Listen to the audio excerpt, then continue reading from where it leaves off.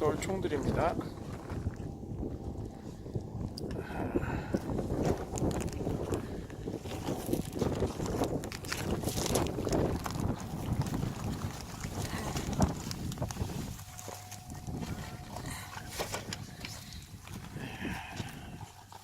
캘리버도 있고요.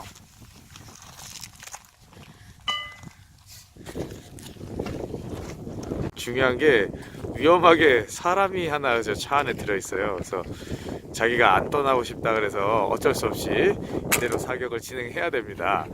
네, 그래서 자 다시 한번 얘기해 주시죠. 여기가 어딘지 정확하게 모르겠어요. 여기가 네바다 사막 한가운데. 네, 베가스 쪽에서 우리가 한 45분, 50분 정도 왔죠? 그죠? 네.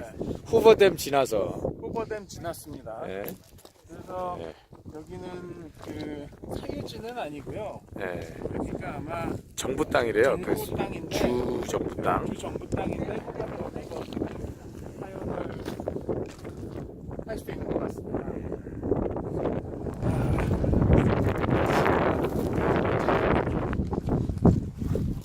이제 영광이라서 사장님도 좀 멋지게 한번 찍어드리겠습니다. 선배가 너무 추워요. 예, 장갑을 끼셔야 되는데 장갑 어디다 두셨어요? 좀 이따가 이제 달기 시작하면 끼겠습니다. 예, 저희 권총도 많이 쏘고 저 소총이랑 다 먼저 쏘고 왔는데요. 이제 그 저격총을 한번 오늘 쏴보는 걸로 보겠습니다. 오늘 저희 사격 그 장거리 사격을 도와주실 인스트럭터는 찰스 모저라는 분인데요.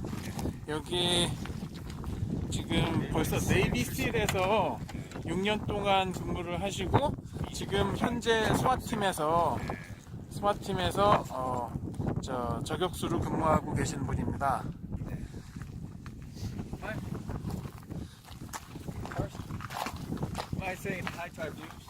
Hi guys, welcome. Thanks for coming out. It's good that it's a nice warm day for you guys. Oh yeah, it was pretty chilly. It's about 45 degrees out here on the range. Nice and warm in the middle of the desert. It's just a portable weather station. So you turn this thing on, and this one has a couple different modes. So this one actually has ballistic software loaded into it. So when I turn it on, I can scroll up or down. Like right now, I have it set for target, so I could just come into this first little area and say, okay, right now it's set for 1,000 yards, but let's say we're shooting a target at 500. So I just dial it down to 500 yards, and it's going to tell me what the scope adjustment is for 500 yards for the particular rifle that I'm shooting. And this is where getting old sucks, because you can't see as good those little numbers. You're like, can we change the font size on this thing? So there it is at 500. And then I can also, the other issue you have to worry about is direction of flight, because the way the planet rotates. Right. So those are other things, other variables we would take into account. So this, we would hold it up at the target, hit the capture button, and it would tell us the direction of flight.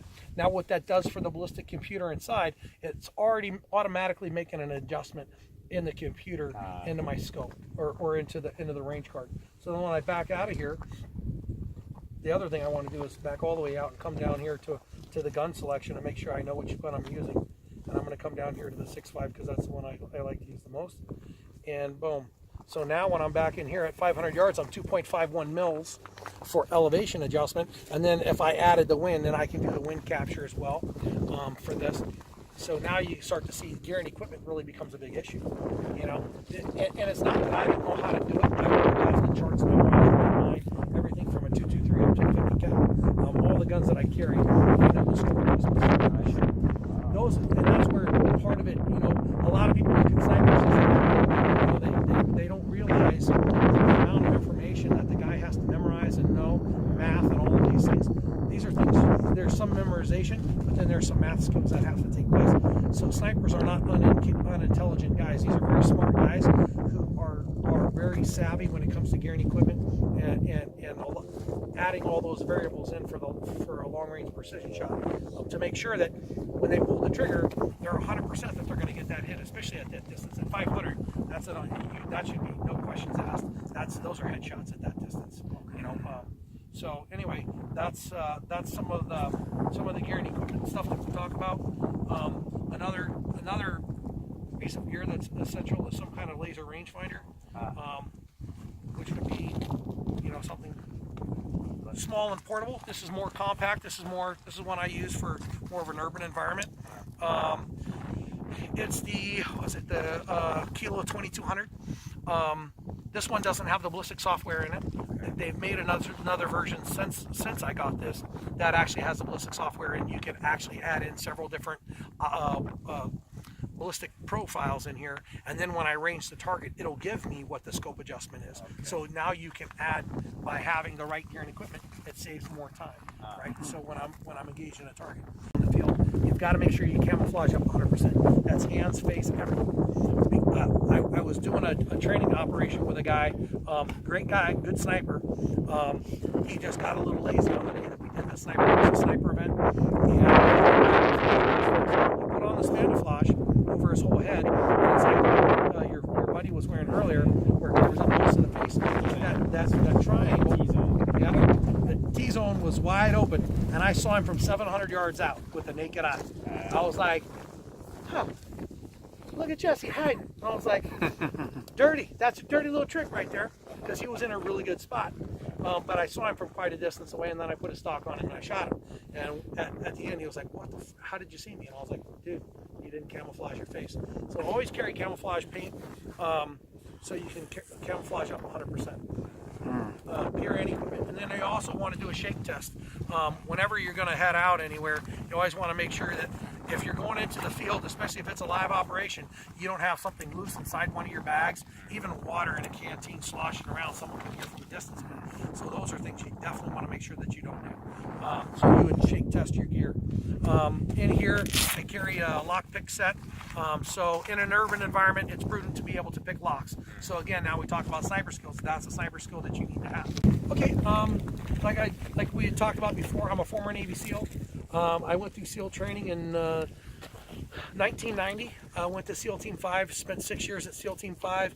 I did three deployments overseas. I was in the first Gulf War, went to Somalia, did that.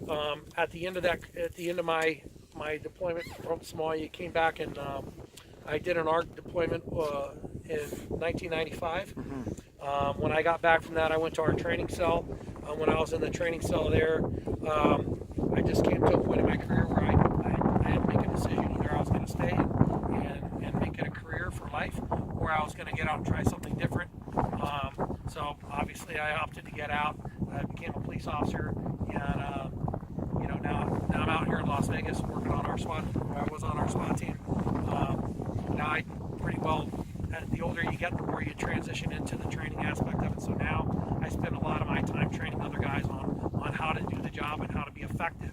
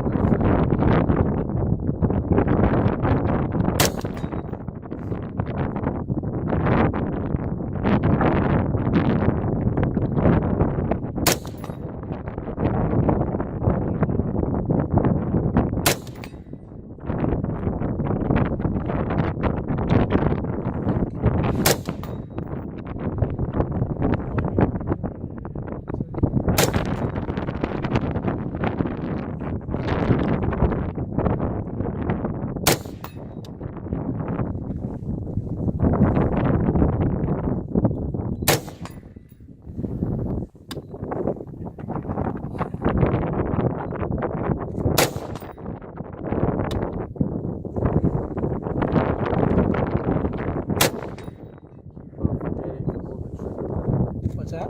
Keep on forgetting to hold the trigger. It's like, That happens a lot, especially the higher the caliber you get, the more likely you are to let the trigger out. The reason I want people to hold it back is because it starts to build the discipline of the follow through.